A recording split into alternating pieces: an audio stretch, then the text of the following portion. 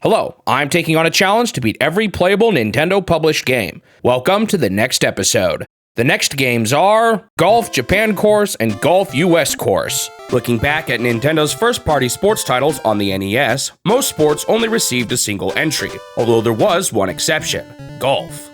Well, and racing, if you think it should count. In the West, we received two different golf games from Nintendo. The first one was simply titled Golf, and the second one was NES Open Tournament Golf. However, in Japan, there were even more Nintendo golf games on the system. Japan also received today's games, Golf Japan Course and Golf US Course, and they were exclusive to the Famicom Disk System. These two were made between the two golf games that were brought to the West, and like Nintendo's other golf titles, these games were developed with the help of HAL Laboratory.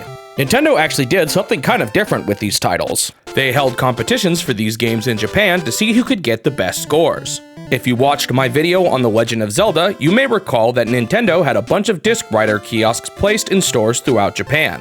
It turns out there was another type of machine that some stores also had installed, the Disk Fax Kiosk. These machines allowed for special blue-colored discs to be placed in them so that players could submit their scores to Nintendo. While these faxing machines obviously never made their way to the West, it once again surprises me to see how advanced the Famicom Disk System was for the time. Not only did it have discs that you could rewrite with digital downloads, it also essentially had an early version of an online leaderboard. When you submitted your scores to Nintendo, it would also update your game to show you what kind of scores other players had. Anyway, these were competitions, so there had to be some prizes, right? Yup, for each of the games, Nintendo distributed various prizes to the winners. First off, let's look at the prizes for the Japan course. According to ads sent out by Nintendo, contestants who placed 101st to 500th place received a special gold version of the game. Additionally, an extra 4,600 contestants could win the game via various lotteries. Doing the math, that means that they should have given out around 5,000 of these discs in total. It turns out that this special gold disc was actually a modified version of the game. The title screen itself was changed to congratulate the player, and it featured an entirely new, harder course. So, what did the people who scored from 1st to 100th place get? They received a gold version of the game in a special case that came with a plaque. This version of the game was even more special. Each player's copy had their name and rank displayed on the title screen. Not only that, but this version also featured an entirely new course, and from screenshots, it seems like it was pretty brutal. Man, having one of these special discs with your name built into it must have been something special. Considering that they only made 100 of them, these particular discs are extremely rare, and since they each have a different title screen, that technically makes each of them one of a kind. For the US course, the prizes were a bit different. This time, instead of getting a special version of the golf game, the winners received a special version of a Famicom game that was not yet released, Punch-Out! Technically, this version is actually different than the final release, since Mike Tyson is not included as the final boss. This time, all of the top 5,000 players were guaranteed a copy of the game, with another 5,000 copies distributed via lotteries. The ad also says that the top 100 winners would earn a trophy, but sadly, I haven't been able to find any pictures of it. It turns out that Punch-Out! Was not the only game people won, as there was a secret prize disc given out to contestants too. This one was more similar to the first game's prizes, a special variant of Golf US Course that featured a new title screen and all new courses. The actual condition to have won this isn't entirely clear. Some contestants said that they received it for getting a hole-in-one, but I wasn't able to find any sort of official explanation from Nintendo. Something strange about this version was that according to a page on a Japanese fan site I read, the author apparently has found versions of the prize card that were manufactured several years after the tournament had ended. He speculated that this prize card might have been a reward that Nintendo provided to other companies for their own competitions. Another strange thing about this prize card version of the game was that it included a secret character. If your score was good enough, by pressing Start and A, your character would swap to a female golfer. This character is allegedly also unlockable in the main version of the game, but you had to have submitted a score for her to appear, so the only way to see her now would be to get a hold of a copy that had already submitted a score. She kind of looks like the character from Versus Ladies Golf, but who knows who this mysterious golfer is supposed to be. What a bizarre and obscure Nintendo character. Alright, with that out of the way, let's jump into my time with the games. I obviously couldn't participate in the competition at all, so my goal was to just play both of the courses and see what kind of scores I could get. Since it came out first, I started with the Japan course. Unlike the more dubious protagonist of the first golf game, this time Mario is more obviously the main character, but he does look kind of weird here. Before jumping into the courses, I decided to check out some of the other options on the main menu. There was a screen where you could set up your info for the tournament. Oh shoot, I just doxed myself. Now you all know what my address and phone number are, and that I'm 99 years old. There was also a screen that showed off your 4 best scores. Right now, they were all 900, which seems like a pretty bad score. There was another screen to show your overall stats, and additionally, there was a ranking page which I think would show you the leaderboard if you brought it to the Disk Fax machine. Alright, now that I've seen those menus, it's time to start the game. Whoa, why does Mario look so freaky here? What on earth were they thinking with those pixels below the eyes? Setting that aside, this game added something the first game desperately needed. Far more aiming options in all directions. Oh, I can aim! Glory be! It also has a way to practice your shots, which was nice too. Despite these advantages, this game still ended up being pretty tough. I overshot into the rough and ended up getting a bogey on the first hole. Then, on hole 2, I landed in the water and got a double bogey. I guess I'm still pretty bad at the NES golf games, huh? Hole 3 had a bunch of bunker spots, and after landing in a bunker twice, I got another double bogey here too. Something tells me I wouldn't have been one of the ones to earn those prize cards. Hole 4 was a pretty standard par 3, but I still managed to flub it and got a bogey. I just have a really hard time with these old golf games knowing where the ball is going to end up. I know I'd probably get better at it with more time, but it's just really hard to know on a first playthrough. Hole 5 was my worst yet. I landed in the OB, a bunker, and I did terrible at the putting. I ended up with a +5. Man, maybe I won't even beat that 900 score at this rate. After this, I got taken to some kind of break screen that I think happened because I was about a quarter of the way through all of the holes. I think it might actually be a loading screen, but I'm not really sure. Hole 6 was another par 3, and man, I just have such a hard time landing on the green. I ended up getting another bogey here, which seems to be the best score I can muster.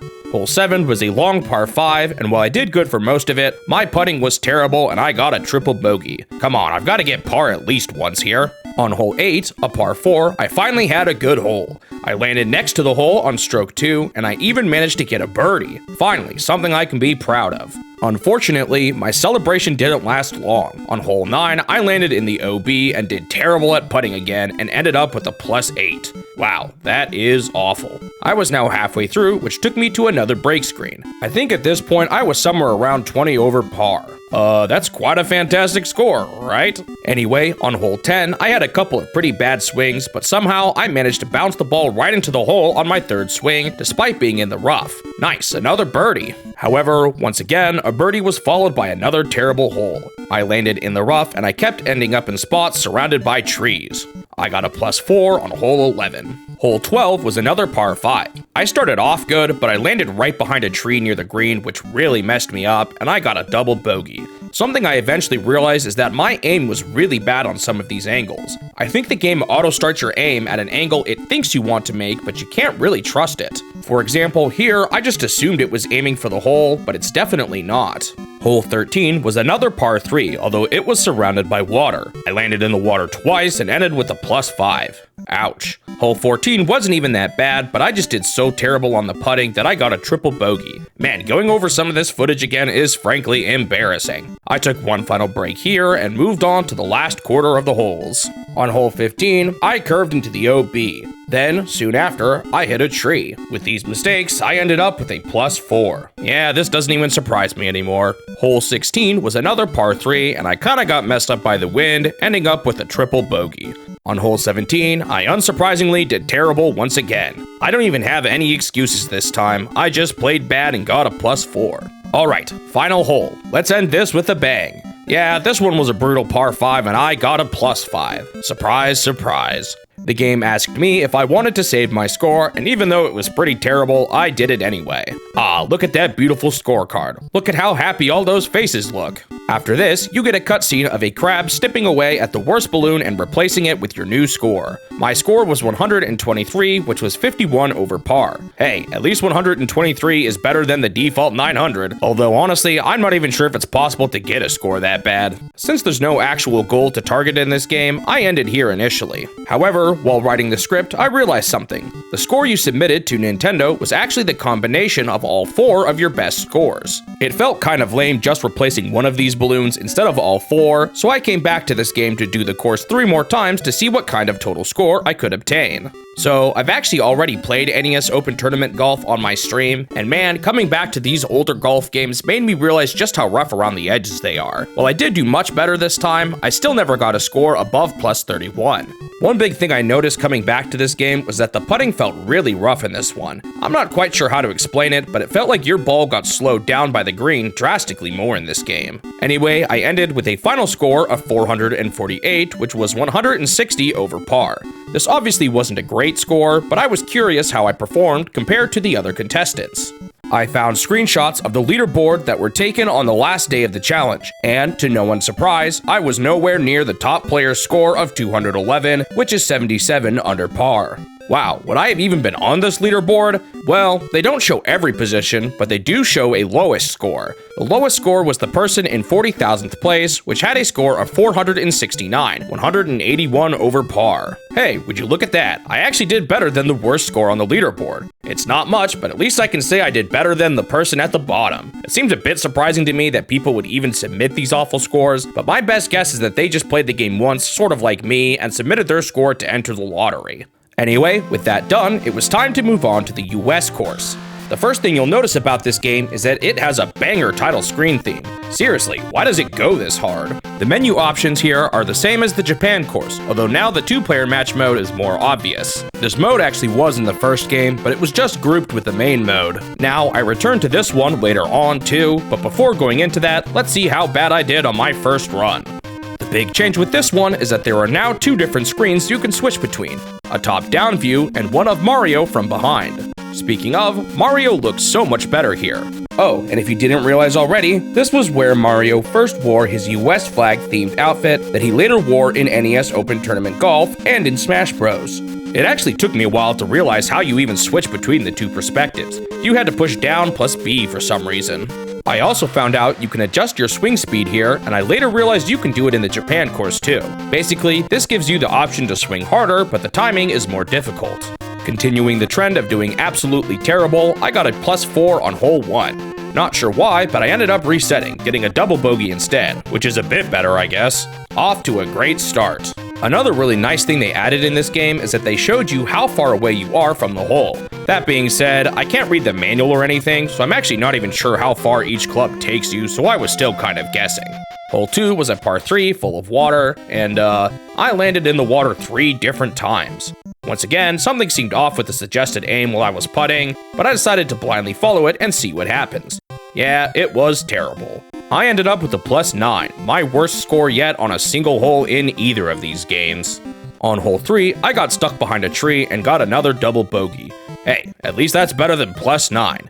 Man, a lot of these holes have nasty hazards surrounding the green. On hole 4, I did some more terrible putting and got a double bogey. On hole 5, I realized something dumb. I was thinking the wind was blowing the opposite direction this whole time. Whoops. I got a triple bogey here, but hey, at least I realized something I was doing that was wrong. Hole 6 was a par 3 that didn't actually look all that bad, but again, my horrible putting skills made me get a triple bogey. Hole 7 spelled out USA in the water, which was kind of funny. Being the skilled golfer that I am, I got another double bogey. Hole 8 was a huge par 5 with trees everywhere. Yeesh, the stages in this one are kind of rough. I got another double bogey here. Man, will I ever get better than a double bogey in this game? Hole 9 was a course that I think was basically in the same spot as hole 6, although you had to go much further this time. Surprise, surprise, I did bad and got a triple bogey. On hole 10, I almost got a par, but I just barely whiffed my putt and got a bogey instead. Well, at least that's a new best score on a single hole in this game. Hole 11 was a par 3 where the green was surrounded by bunkers. Somehow though, I avoided the bunkers and finally got a par. Woohoo, am I actually starting to get better? Hole 12 was this weird stage with fairways, bunkers, and lakes all in a weird pattern. At first, I wasn't even sure where the hole was. After landing in the bunker, I failed to get across the lake. Then, I did something really stupid. I selected the putting club by mistake, and after a hefty swing, I putted straight into the lake again. And I thought my performance in the Japan course was embarrassing. I ended this hole with a +7. On hole 13, I actually did decent again and got another par. However, I had some nasty putts on hole 14 and got a +4 right after. Hole 15 was another par 3, but I gave it an awful curve on my first swing by mistake and I got another bogey. Hole 16 looked kind of strange with the way they ordered all the bunkers and trees, and somehow I managed to pull off the worst possible first shot on this. I hit a tree and went straight into the very first bunker possible. Nice one. I ended up getting a decent shot into the hole from outside of the green though, and I ended up with only a bogey. Yes, I'm celebrating bogeys here. Hole 17 had a lot of trees, and man, I had a hard time getting around them. I ended up getting a +5 on this one. Yeesh. Hole 18, the final hole, was another tough par 5, and I ended up with a double bogey. This gave me a final score of 120, which was 48 over par. Somehow, I actually did better in this one than the Japan course, although I wasn't exactly proud of this either. Instead of representing your scores as balloons, this time they're flags. Diskoon shows up and updates your flag with your new score. I don't know if I've mentioned him at all yet, but Diskoon was the mascot for the Famicom Disk System in Japan, and he shows up in FDS games like this every now and then. Once again, I initially ended here, but I returned recently to play through it 3 more times. The big thing I noticed about this one was that while there were a ton of mechanical changes that felt notably better than the Japan course, there was another big change that made this game really tough still: the difficulty of the course itself. The holes here are brutal. Some standouts are the awful hole surrounded by trees, as all it takes is one bad swing and you're in such a bad spot, and this one, which has a pretty long distance between the closest fairway and the green. Additionally, some of the par 4s in this game were designed in a way that made it really tough to get to the hole in enough strokes. While my final score was a bit better this time around, largely due to the mechanical improvements I mentioned earlier, I still ended up with a 438, which was 150 over par. Sadly, the leaderboard was done differently this time, and while they still showed the name of a bunch of the contestants, they only showed the scores for the cutoff points for the top 100 and the top 4,000. Now, they actually showed a much larger place for the worst spot on the leaderboard, as they displayed the name of the person in 60,000th place instead of the person at the 40,000th place. Considering I scored better than the person in 40,000th place in the Japan course, I think it's safe to assume that with an even better score, that I performed better than the person in 60,000th place, right? Anyway, with that, my time with Golf Japan course and Golf US course was complete. On to the reviews. Man, I just don't think these NES golf games are for me, and I'll be the first to admit that's partially because I'm just bad at them. I've enjoyed some of the later Mario Golf games, but those definitely have some changes that make the games more casual. In particular, I just have a really hard time knowing where my ball will end up without the shot predictions the later games provide. I imagine some golf video game fans really enjoy how much these games can push them to their limits, but for me, I mostly just ended up getting frustrated with how many of my shots just seem to have a mind of their own. As far as any comparisons between the two, the Japan course definitely feels a bit more rough around the edges, although the stages in the US course can be really ruthless, so in many ways, I found my enjoyment to be close to equal between the two. It is interesting to see the formula slowly evolve as I make my way through the NES golf games, but that doesn't really change the fact that I wasn't super fond of these titles. I gave both games a 5 out of 10. With Golf Japan course and Golf US course complete, I have now finished 47 out of the 124 NES games in the challenge, meaning I am now 37.9% of the way through all of the NES games. Thanks for watching the video. If you want to see more of these in the future, make sure you subscribe to the channel so that you won't miss out on the next one. Also leave a like if you enjoyed it, since it will help the channel grow and motivate me to continue this series. I hope I will see you in the next step of my quest to beat every Nintendo game.